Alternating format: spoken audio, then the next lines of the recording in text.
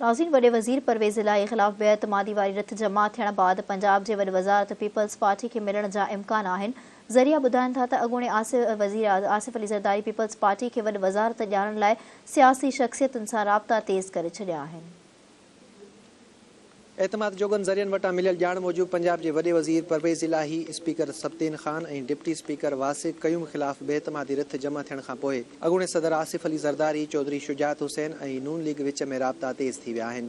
ज़रियनि जो चवणु आहे त चौधरी शुजात हुसैन पंहिंजो वज़न पीपल्स पार्टी जे पासे रखी छॾियो आहे, जंहिंखां पोइ अपोज़िशन तरफ़ां वॾी वज़ारत पीपल्स पार्टी खे ॾियण जो इम्कान आहे। इतफ़ाक़े राय जी सूरत में स्पीकर ऐं डिप्टी स्पीकर जा उम्मीदवार नून लीग मां हूंदा। ज़रिया दावा कनि पिया त आसिफ अली ज़रदारी पीपल्स पार्टी खे वॾी वज़ारत ॾियारण लाइ सरगर्म आहे ऐं हुन पंहिंजे उम्मीदवार जे हक़ में जोड़ तोड़ लाइ सियासी शख़्सियतुनि सां राब्ता पिणु तेज़ करे छॾिया आहिनि। ज़रियनि मूजिबि ॾखण पंजाब सां वास्तो रखंदड़ अहम शख़्सियतुनि खे PTI में ॾार विझण जो टास्क ॾिनो वियो आहे। ज़रिया इहा बि दावा कनि पिया त अॻूणे सदर आसिफ अली ज़रदारी वॾी वज़ारत लाइ 3 नालनि ते गौर शुरू करे छॾियो आहे ऐं उन्हनि उम्मीदवारनि में सैयद हसन मुर्तज़ा, सैयद अली हैदर गिलानी ऐं उस्मान महमूद शामिल आहिनि, पर हतमी फ़ैसिलो आसिफ ज़रदारी, चौधरी शुजात हुसैन ऐं नवाज़ शरीफ़ जे गॾियल रास्ते सां थींदो। ॿिए पासे हफ़्ते दौरान परवेज़ इलाही खे ऐवान मां एतमाद जो वोट न वठण ॾियण वारे अज़म जो पिणु इज़हार कयो वियो। वाज़े रहे त गुज़िरियल ॾींहुं चौधरी शुजात हुसैन जे पुट सालिक हुसैन बि आसिफ अली ज़रदारी सां मुलाक़ात कई हुई, जंहिं दौरान हुन पंहिंजे वालिद जो ख़ासि पैगाम अॻूणे सदर ताईं पहुचायो हो।